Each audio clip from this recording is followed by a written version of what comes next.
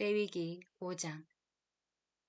누가 어떤 사건을 보거나 알고 있어서 증인이 되었는데 증언하지 않으면 저주를 받으리라는 소리를 듣고서도 알리지 않아 죄를 짓고 그 죄값을 지게 될 경우, 누가 부정한 들짐승의 주검이나 부정한 집짐승의 주검 또는 부정한 길짐승의 주검같이 어떤 것이든 부정한 것의 몸이다, 그것을 알지 못하였을지라도 부정하게 되어 죄인이 되었을 경우, 또는 사람 몸에 있는 부정한 것, 곧 그것이 무엇이든 그를 부정하게 하는 것에 몸이 닿고서도 그것을 알지 못하다가 그 사실을 깨달아 죄인이 되었을 경우, 또는 누가 사람들이 생각 없이 맹세하며 말할 수 있는 그 무엇에 대해서건 생각 없이 입을 놀려 좋은 뜻으로든 나쁜 뜻으로든 맹세를 하고서도 그것을 알지 못하다가 그 사실을 깨닫게 되어 그런 맹세 때문에 죄인이 되었을 경우, 누가 이러한 것들 가운데 한 가지 때문에 죄인이 되었을 경우, 그는 자기가 죄를 지었음을 고백해야 한다. 그런 다음 주님에게 자기가 저지른 죄에 대한 보상을 해야 한다.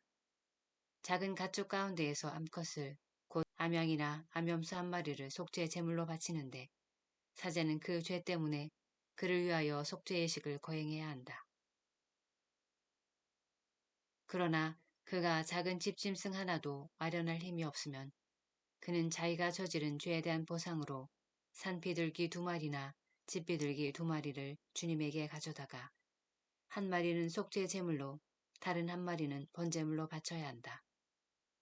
이것들을 사제에게 가져오면 사제는 먼저 속죄 제물로 가져온 것을 바치는데 머리가 목에서 떨어지지는 않게 떼어놓는다.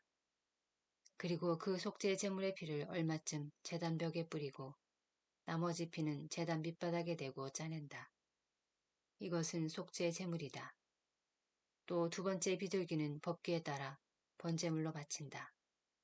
이렇게 사제가 어떤 사람이 지은 죄 때문에 그를 위하여 속죄 예식을 거행하면 그는 용서를 받는다. 그러나 산비둘기 2마리나 집비둘기 2마리도 장만할 힘이 없으면 그는 자기가 저지른 죄에 대한 예물로 고운 곡식가루 10분의 1의 파를 가져다 속죄 제물로 바쳐야 한다. 이것은 속죄 제물이므로 그 위에 기름을 치거나 유향을 얹어서는 안 된다. 그가 사제에게 그것을 가져오면 사제는 그 가루를 기념제물로 삼아 한 손 가득 퍼내어 주님을 위한 화제물과 함께 제단 위에서 살라 바친다. 이것은 속죄 제물이다. 이렇게 사제가 어떤 사람이 위에서 말한 것 가운데 하나라도 거슬러 지은 죄 때문에 그를 위하여 속죄 예식을 거행하면 그는 용서를 받는다. 나머지 곡식 제물에서처럼 사제의 것이 된다. 주님께서 모세에게 이르셨다. 누가 주님에게 봉헌된 것과 관련하여 실수로 죄를 지어 불충을 저질렀을 때에는 주님을 위한 보상 제물로 작은 가축 가운데에서 흠없는 수량 한 마리를 가져와야 한다.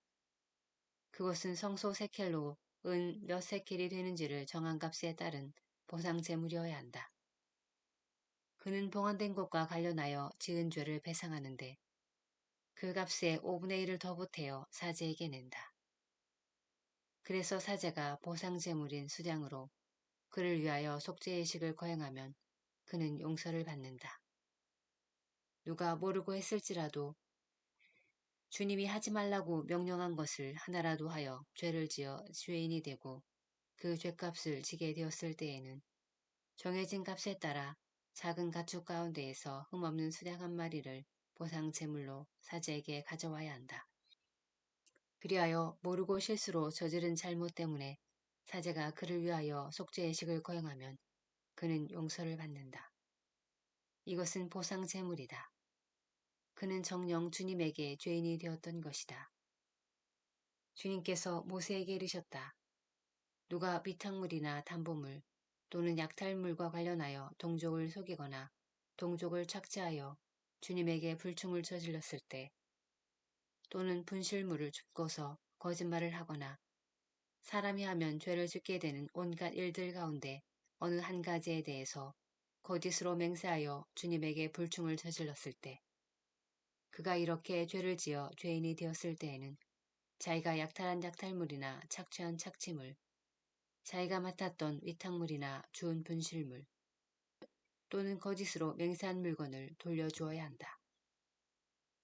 그는 완전히 배상할 뿐더러 물건값의 5분의 1을 보태야 한다.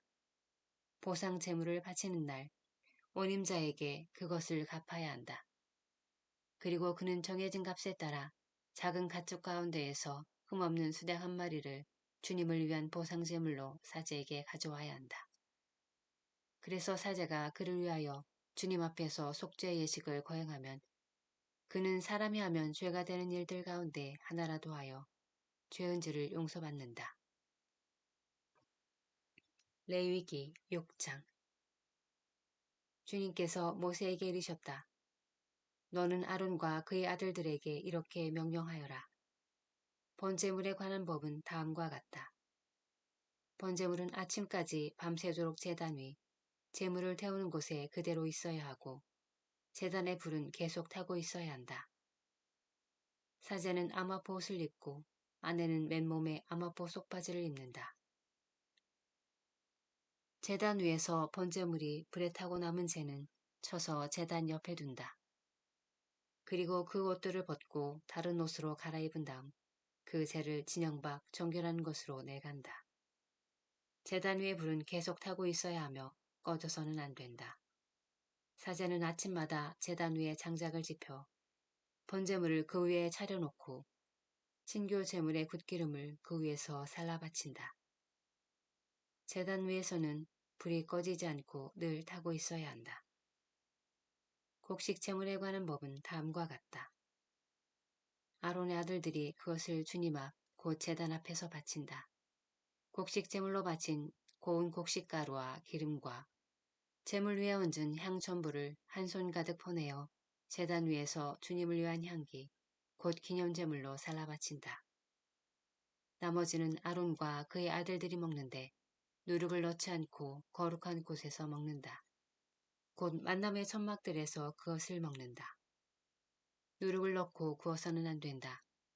그것은 나에게 바친 화자물 가운데에서 내가 그들의 몫으로 준 것이다. 그것은 속죄 제물과 보상 제물처럼 가장 거룩한 것이다. 아론의 자손들 가운데 남자는 모두 그것을 먹을 수 있다. 이는 주님에게 바치는 화제물과 관련하여 너희가 대대로 지켜야 할 영원한 규정이다. 이 제물에 닿는 것은 무엇이든 거룩하게 된다.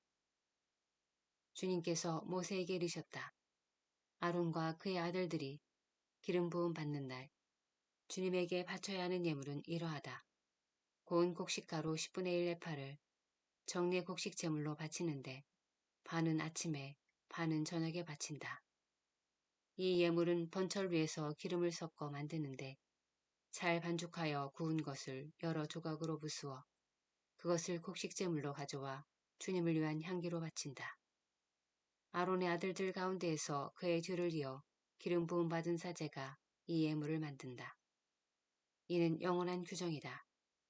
이 제물은 주님에게 온전히 살라 연교로 바친다. 사제의 모든 곡식 제물은 온전히 바쳐야 한다. 누구도 그것을 먹어서는 안 된다. 주님께서 모세에게 이르셨다. 아론과 그의 아들들에게 이렇게 일러라. 속죄 제물에 관한 법은 다음과 같다. 속죄 제물은 번제물을 잡는 곳, 곧 주님 앞에서 잡는다. 이 제물은 가장 거룩한 것이다. 속죄 제물을 바치는 사제가 그것을 먹는데 거룩한 곳, 곧 만남의 천막들에서 먹는다. 그 고기에 닿는 것은 다 거룩하게 된다. 그 피가 옷에 튀었을 때는 피가 튄 데를 거룩한 곳에서 빨아야 한다. 그 제물을 삶은 옹기 그릇은 깨뜨려야 한다. 청동 그릇에 삶았으면 문질러 닦고 물로 헹구어야 한다. 사제 집안의 남자는 모두 그 제물을 먹을 수 있다. 그것은 가장 거룩한 것이다. 그러나 성소에서 속죄 예식을 거행하려고 제물의 피를 만남의 천막 안으로 가져왔으면 그 제물은 어떤 것이든 먹지 못한다. 그것은 불에 태워야 한다.